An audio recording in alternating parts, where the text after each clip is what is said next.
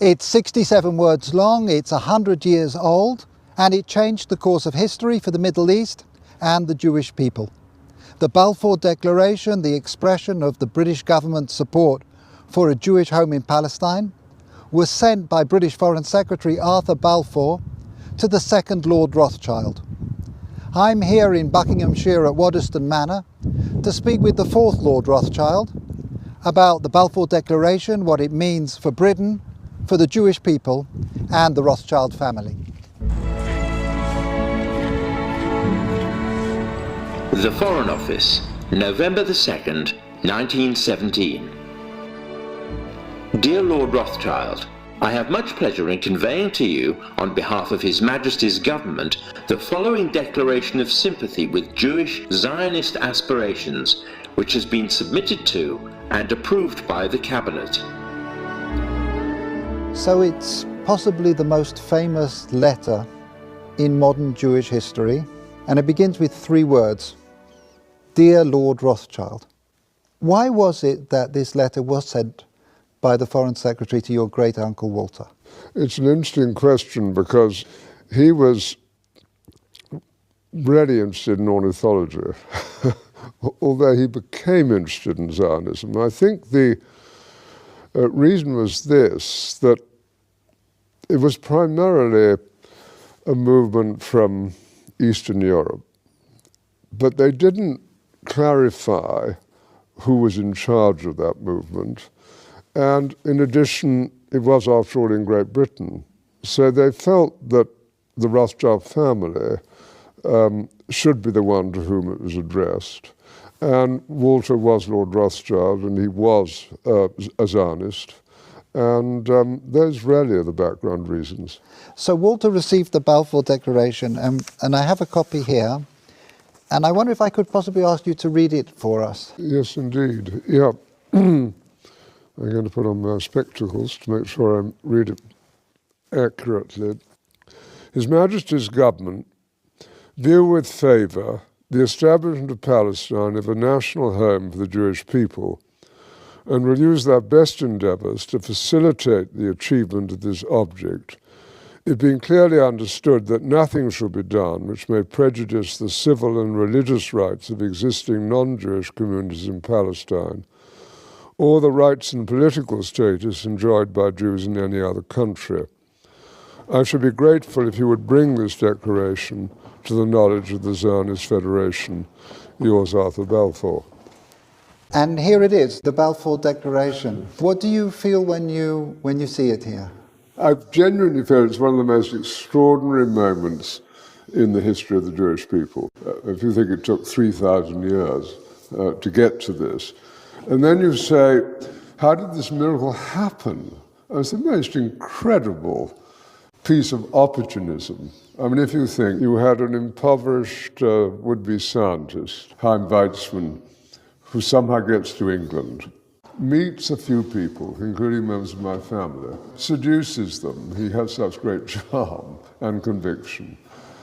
He gets to Balfour, and he unbelievably persuades Balfour and Lloyd George, the Prime Minister, and most of the ministers, that this idea of the national home for Jews should be allowed to take place. I mean, it's so unlikely.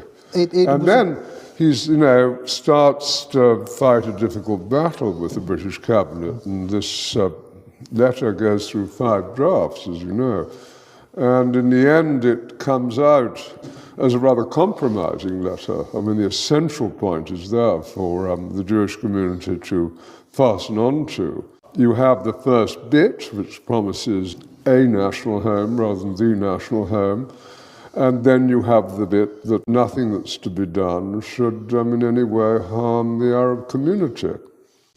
But you come back to the big point, which is that this is perhaps the greatest event in Jewish life for thousands of years. And it's a miracle that it took place.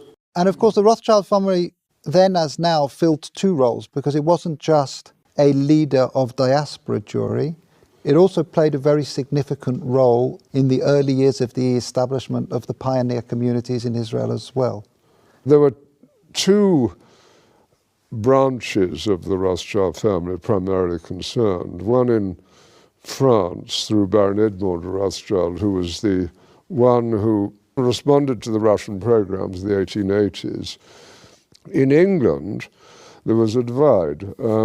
Some of the Rothschilds, in particular Baron Edmond's son, James, known as Jimmy, had come from France, partly because of the Dreyfus case and his horror about what had happened, to live in England. He was educated at Cambridge University. And he married an English girl, Mrs. James de Rothschild, and she became a leader at a very young age. She was only 17 when she started writing to Weizmann and introducing him to the British establishment.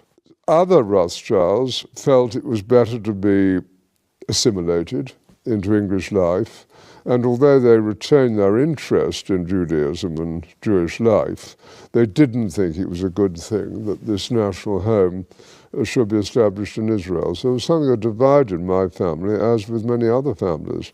I wonder, as somebody who moves in the highest echelons of British society and is very close to Israel, whether you in your life feel a tension between concern for Israel and loyalty to Britain? No, I don't personally feel that. I mean, I've been completely committed to Israel since the early 1960s and have been there every year since. So I don't feel that conflict, but I, of course, feel a huge loyalty to Great Britain. Just tell us a little bit more about Walter, the second Lord Rothschild, because he was an unusual and colourful character. He was a deeply eccentric man, but from a very early age his passion was collecting. He rode about Tring Park on a giant tortoise. He had a zebra carriage. A carriage pulled by zebras? Yes. He collected on a massive scale birds, insects, fleas, it was butterflies. The largest single collection created by a single individual. I think that's true. I think certainly in Great Britain, I think probably anywhere, he was the greatest collector of ornithological material. His niece, Miriam, writes that for 2 years, as one of his eccentricities, he didn't open any of the letters that were sent to him and stuffed them away into wicker baskets. And it does make you wonder what would have happened if the Balfour Declaration, the letter had been one of those letters that he'd actually, yes, stuffed. That's true. At that stage, and it's very difficult to quite understand why, he had taken a deep interest in what was happening about the possible Balfour Declaration. So maybe those letters would have got to the top of his file. I just want to revisit for a moment your cousin Dorothy, who you mentioned, who at an extraordinarily young age, still in her teens, played such a critical role as a go-between and a facilitator for Chaim Weizmann. Can you say a little bit about her? Well, she married my cousin Jimmy when she was 17. So this is your cousin Dorothy, Dolly. Yep, Mrs. James de Rothschild. And from her teenage years onwards, she was a major supporter of Israel, wasn't she? Major supporter. I mean, she worshipped her husband, who'd been deeply committed, son of Baron Edmond. It was due to him, I think, that she became interested. But once she became interested, she became passionately interested. After his death, she became even more committed. She just wanted to carry out his wishes and what he cared deeply about. And then she had her own personality, a deeply good human being who was quite unselfish. She devoted herself to this place, to Israel, and to a few friends, and had a wonderful life. And you can read letters from her to Weizmann and from Weizmann to her when she was only 17. And what she did which was crucially important, was to connect up Weizmann with the British establishment. I think she also trained him in how to deal. She helped educate how to and it's conduct himself. At that age, but she did sort of tell Weizmann, how to kind of integrate, how to insert himself into British establishment life, which he learned very quickly. So I'm here in the Waddesdon Manor archives, where there is a treasure trove of remarkable documents from the time of the Balfour Declaration. We have the correspondence here between the teenage Dorothy and her husband James, and it's really a love story. Here Dorothy is writing to James. She says, "Jimmy, I thought I would not like one day to pass without giving you a piece of news you have never heard before. I love you." But of course their correspondence wasn't just romantic correspondence. Here we have detailed letters describing her dealings with Zionist leaders, her advice and her suggestions regarding the conferences of the Zionist movement. And here we have a letter that the young Dorothy, still not 20, sent to Dr. Chaim Weizmann, where she's talking about the meetings that she's arranged for him. And as we've heard, she was helpful in training and preparing him to enter into the highest echelons of British society to advance the cause of the Zionist movement.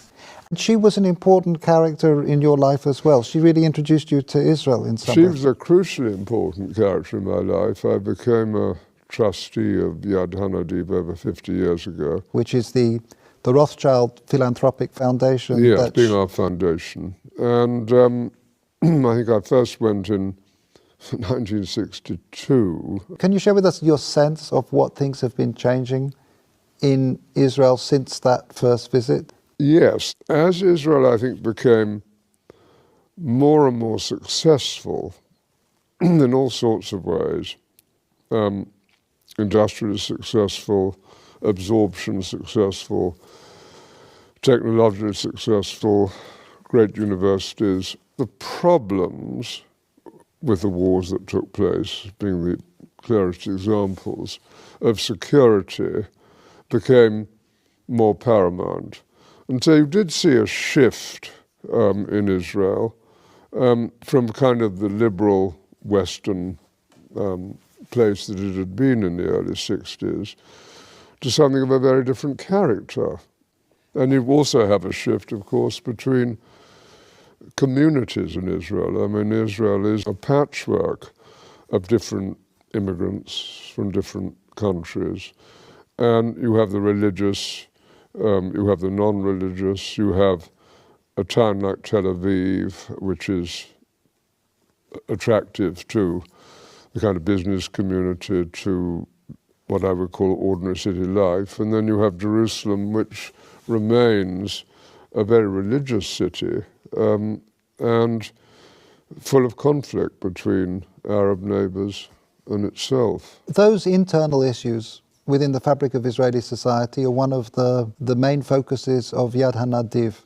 Can you mention just one or two of the projects that feel to you most significant? Yes, we do a great deal of work on education, a great deal of academic work. We keep going at Ramat Hanadiv, the garden where Baron Edmond was eventually buried.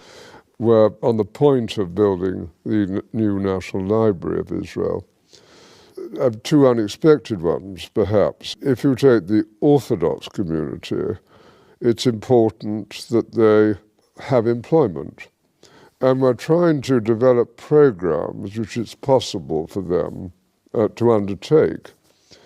Similarly, you have a problem with Arab unemployment, and we set up jointly with the government employment centres to facilitate greater employment of Arabs within Israel. And so we're an active foundation trying to help with these fissures in Israeli life and to do some good. And we're sitting here looking forward to the 100th anniversary of this significant letter. If I can just ask you to think about the next centennial, 100 years' time, and just maybe share some of your hopes, your aspirations about where Israel will be. What does one hope for? One, of course, hopes for a peaceful relationship with Israel's neighbors, and that's going to be the most difficult matter of all to achieve. But even now you can see, with the disarray in the Middle East and the importance of relationships that Israel is developing, not only with Jordan, but also with Egypt and indeed with Saudi Arabia, even if they're not publicized because of the Sunni-Shiite war, there's hope. And I think if you take the need of Arab nations to have intelligence help, and if on the other hand you take compassion and generosity coming from Israel to Palestinian territories and its less fortunate neighbors, there are grounds for optimism, and I am an optimist. Lord Rothschild, thank you very much indeed. No, thank you.